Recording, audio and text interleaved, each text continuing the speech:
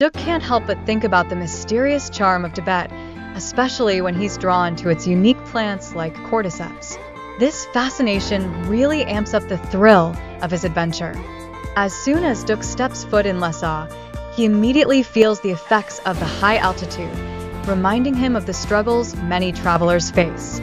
He starts chatting about some tricks to help deal with altitude sickness. Duke's got some exciting plans to explore Tibet alongside his group, aiming to capture the breathtaking landscapes and rich cultural vibes. He can't wait to share these amazing experiences through his films so everyone can enjoy them. To help him out at high altitude, the hotel hooks Duke up with an oxygen machine. This little gadget really helps him catch his breath and get a good night's sleep. Duke is super excited to check out some iconic cultural spots like the famous Potala Palace. It's a symbol of Tibet and absolutely a must-see for anyone visiting. Interestingly, Tibet has seen some recent upgrades in living conditions thanks to Chinese investments, breaking the stereotype of it as a wild and untouched place. If you're visiting, be sure to grab your entrance tickets ahead of time, which need your name and passport number. It really shows how organized tourism is in Tibet, even though queuing might be a bit of a hassle with all the tourists around.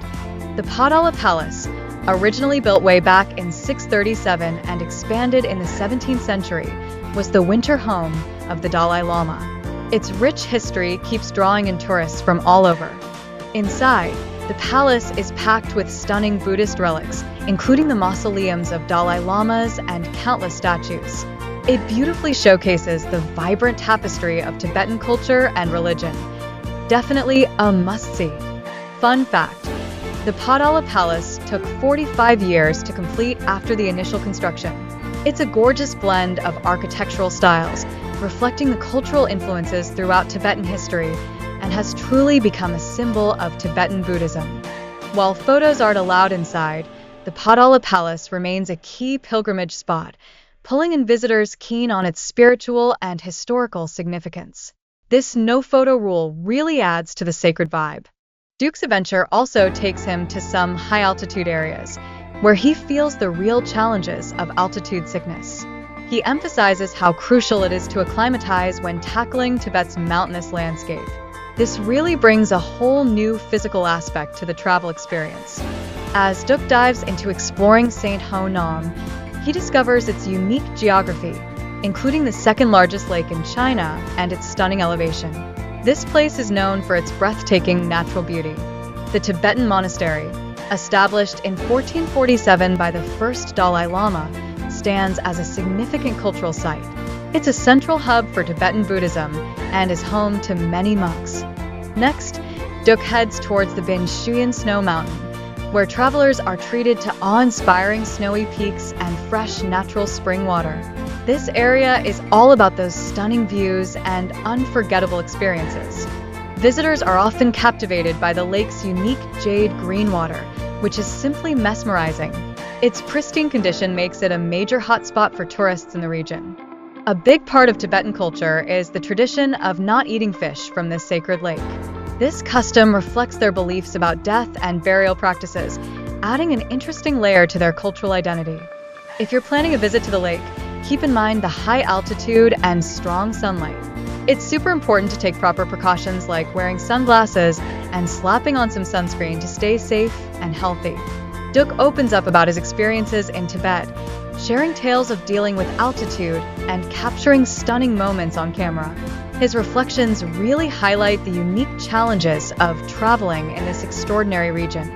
Novalika, which was built in 1755, boasts 374 rooms spread across 36 hectares, and it plays a key role in the traditional Shotan festival. It beautifully represents Tibetan heritage and architecture. And hey, the video wraps up by inviting viewers to reach out to Duke and Hanvina Travel for any questions about Tibet or other travel spots.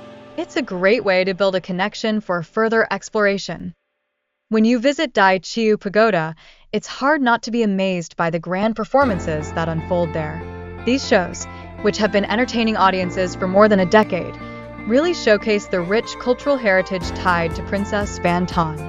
Now, jumping back in time, the marriage between Tung Tan Khenpo and Princess Van Ton was a big deal politically.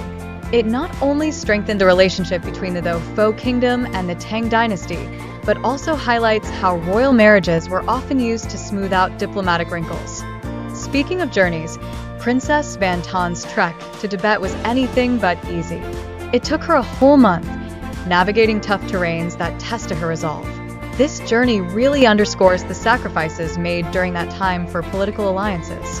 In fact, Princess Van Tan's trip to Lhasa is a fascinating glimpse into the close ties between the Tang Dynasty and Tibetan royalty. It emphasizes how intertwined their cultures were, especially through marriage, and adds depth to the significance of landmarks like the Potala Palace. Speaking of the Potala Palace, its construction was a major turning point in Tibetan architecture. It symbolizes how spiritual and political power came together under the Dalai Lama, with its grandeur reflecting the immense resources that went into building this monumental structure. Fast forward to today, and Lhasa is a city in transformation. The rapid urban development stands in stark contrast to the historical image many have of Tibet. The improvements in infrastructure highlight the dynamic changes that are reshaping Tibetan society and culture. Now, let's delve into the architecture of the Potala Palace. It's got some unique designs, like the White Palace for the Dalai Lama and the Red Palace for the monks. This really points to the palace's significance in Tibetan governance and spiritual life. But the Potala Palace isn't just a piece of history. It's a World Heritage Site that boasts more than 1,000 rooms and countless temples. Its vastness and beauty truly emphasize its grandeur. Visitors often feel a sense of sacredness when they tour the palace, which adds to their emotional connection to Tibetan culture. Interestingly, the interior remains camera-free, which only deepens its mystique and allure. As night falls, the Potala Palace takes on a whole new level of beauty, lit up against the dark sky. It's an experience not to be missed, inviting visitors to soak in its breathtaking sights after sunset. The vibrant energy at the palace really draws in large crowds, especially when popular performances are on. This creates an exciting atmosphere filled with cultural appreciation and joy. One spectacular show that stands out is director Zhang Yimou's production, Princess Wencheng. It's this grand love story from the Tang Dynasty that you won't want to miss when you're in Lhasa. Reflecting on history, the marriage of Tung Tan Khenpo and Princess Wencheng was a pivotal moment that helped spread Tibetan Buddhism in the 7th century, marking an important shift in the region's spiritual landscape. However, by the 8th century, the rise of the Bon religion led to some tough times for Tibetan Buddhism, which created a significant impact on the religious scene in the region. And then in 1965, the establishment of the Tibet Autonomous Region opened a new chapter in governance and infrastructure development, including some extensive train networks that have changed the way people connect in this beautiful region. The Himalayas, known as the tallest mountain range on our planet, play a really important role in separating the Indian subcontinent from Tibet. They're not just stunning to look at, they actually have a big impact on the local climate and culture. What's even cooler is that they're still rising up thanks to geological activity. Speaking of culture, Tibetan architecture is pretty unique. You'll notice those charming two-story houses where livestock chill on the ground floor while the family lives above. This design really shows off the traditional lifestyle of the Tibetan people. Plus, you'll spot mani stones everywhere, used for decoration and adding a special touch. Now, let's dive into the significance of Z stones or Tian Chao in Tibetan culture. These stones are believed to attract positive energy and keep away evil spirits. People wear them as jewelry and hold them as sacred objects. Talk about multifunctional. However, it's good to know that many Tibetan Z stones are artificially made, which means buyers need to be savvy about what's real and what's a knockoff. Recognizing the differences is key to making a smart purchase. The market itself buzzes with energy as traders engage in lively sales and exchanges. This vibrant atmosphere showcases the rich cultural tapestry of Tibetan society, making it a real treat for visitors to soak it all in. Adding to the allure, the value of Tian Chao stones is bolstered by their ancient history and the spiritual practices associated with them. Many stones are blessed or recited over by Tibetan high masters, which definitely cranks up their worth.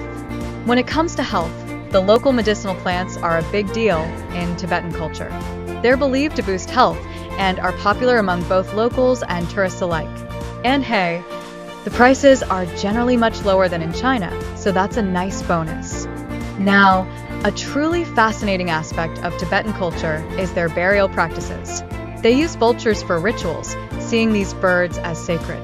This unique approach really showcases the deep spiritual bond the Tibetan people have with nature. Taking the journey to Everest Base Camp is an unforgettable experience, filled with breathtaking glaciers and the challenges of high-altitude travel. Sure, it can be tough on the body, but the stunning views make every bit of hardship worth it. At Everest Base Camp, visitors experience something quite different with communal tents and using goat and yak dung for warmth and cooking. This is all about adapting to the tough conditions of the environment. And guess what? There's even the highest post office in the world, sitting at 5,200 meters. It's a cool spot where tourists can send postcards featuring Mount Everest, a perfect way to mark their epic journey. Rongbuk Monastery, which is perched at a high altitude, boasts a rich history that dates back a whopping 1,200 years. It's a peaceful place perfect for meditation and really underscores the cultural significance of this region. But let's not forget the challenges of high-altitude travel. Many visitors share their experiences with headaches and even suffocation, highlighting just how important it is to pay attention to your health. A lot of folks underestimate how altitude affects them. In contrast to the region's beauty, the living conditions can be pretty tough, with issues like poverty and a lack of water impacting the local population. These factors definitely make traveling in this area challenging and, at times, risky. Finally, let's take a look at some cultural insights. Tibetans have unique customs, like steering clear of fish, which gives a deeper understanding of their way of life. Knowing these local traditions can really enhance your travel experience.